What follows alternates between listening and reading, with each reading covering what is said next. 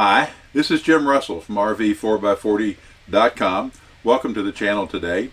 We're in Goshen, Indiana at the Ramblin' Pushers Maintenance Session, which is an RV rally they hold every year in early May. And it's by invitation to owners and previous owners of Monaco-made motorhomes. And also it is open under some conditions to other owners of diesel pushers. And I'm not totally sure what all their rules are, but you can check it out at their website. I'll put a link to that in the description below. And we're going to talk just a little bit about fire safety. If you've never thought about it, RVs, like any other dwelling or any other vehicle, are subject to fires. And I'll put a link below to one that happened on Christmas Day last year that was really catastrophic, and you'll get some information about it. But it started fast and it completely enveloped the motorhome before it was over. So there was a session here about fire prevention and a company which I did not heard of before, and we'll put a link to their website in the description down below as well. Their product is essentially a nylon tube which is filled with a DuPont chemical which expands greatly and then produces a cooling effect.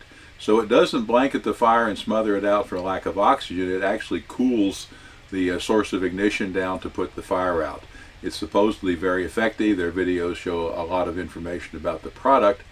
It's installed as a completely passive situation. The only thing it takes to activate it is the heat from the fire.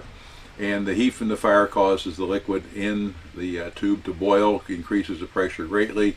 The tube will burst, and then it will spray this coolant material across the fire. So it does require an enclosed space to work. It would not work, say, in an open field for a fire like that. But in our case, we decided to have it put in 3 areas of primary concern. The engine area being probably the main concern we had, then also the generator, which has a source of ignition in the electricity, as well as the fuel coming in the form of diesel fuel. And lastly, in the battery compartment, because that's where the highest current can occur, where the batteries are, and so it's also somewhat subject to fire. In addition, I would encourage you to check your fire extinguishers. I had not done that recently. I do check them periodically because they're right by the door. I can look at the dial and make sure it's in the green. But I got reminded that they also have an expiration date.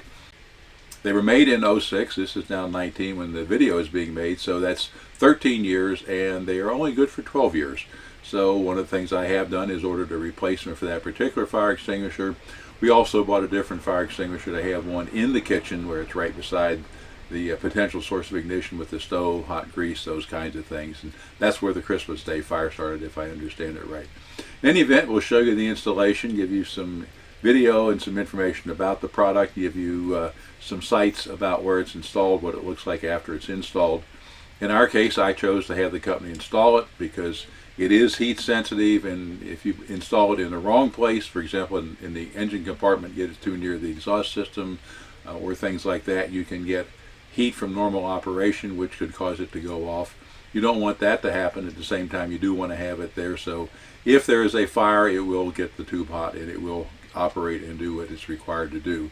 Hopefully I will never be able to give you an actual report on how well it worked because we'll never have a fire and never need it, but it's relatively cheap insurance when you consider the potential consequences of losing everything in the motorhome as well as the contents, possibly having people injured or even killed.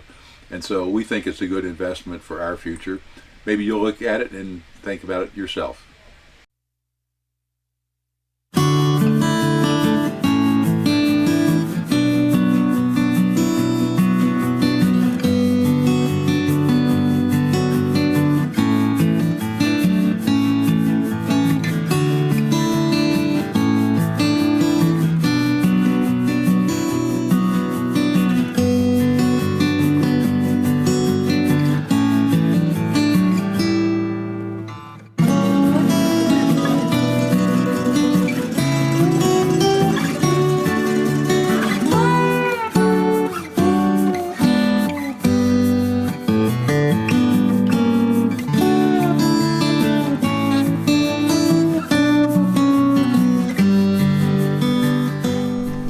So what's the material in this tube?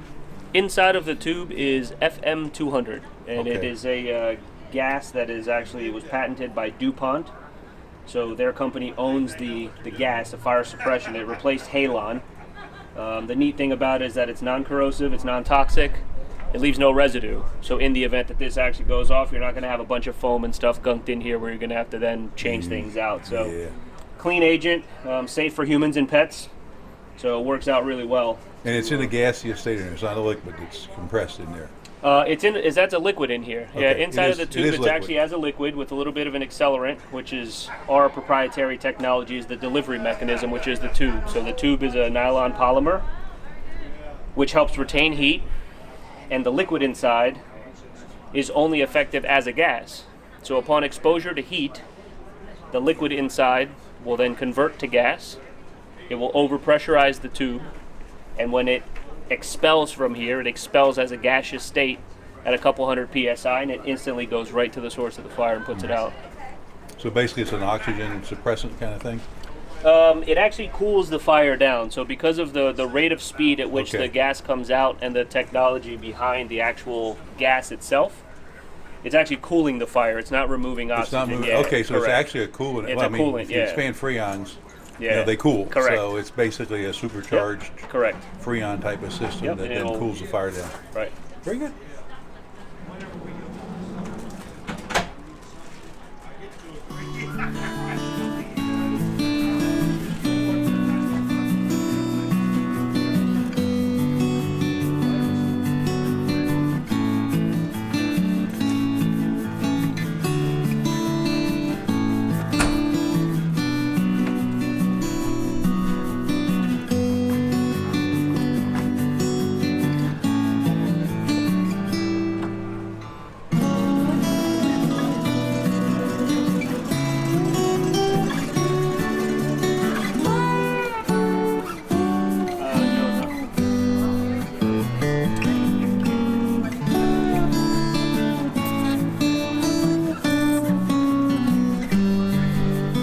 There's a lot of activity going on around this place today.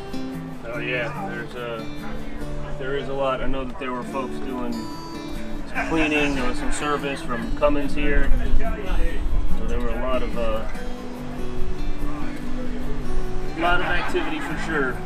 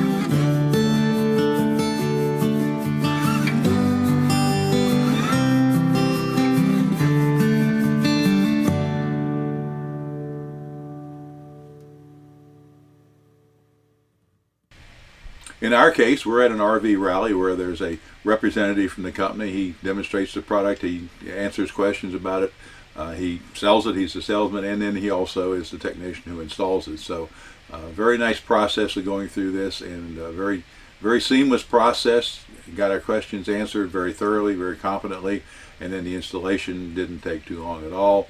And I felt it was well worth the money he charged in addition to the materials for the fire suppression system, which we would have had anyway. It was well worth paying someone else to come out and crawl into the coach and then make sure it's installed where it should work correctly. Well, I hope you enjoyed that video. I know my wife and I feel more comfortable having this little problem taken care of. Hopefully we'll never need it, and hopefully I'll never be able to give you an actual product review. But you saw the installation. It's a system that I think is engineering well. The installation was simple and straightforward. We did elect to have it done because it is heat sensitive, and knowing exactly how to put it relative to engines, exhaust manifolds, and other heat sources is a critical part of getting installed where it's going to operate correctly. The last thing you want to do is to have it go off prematurely because of improper placement of the tubes. They're somewhat expensive, but we feel more comfortable having it in there.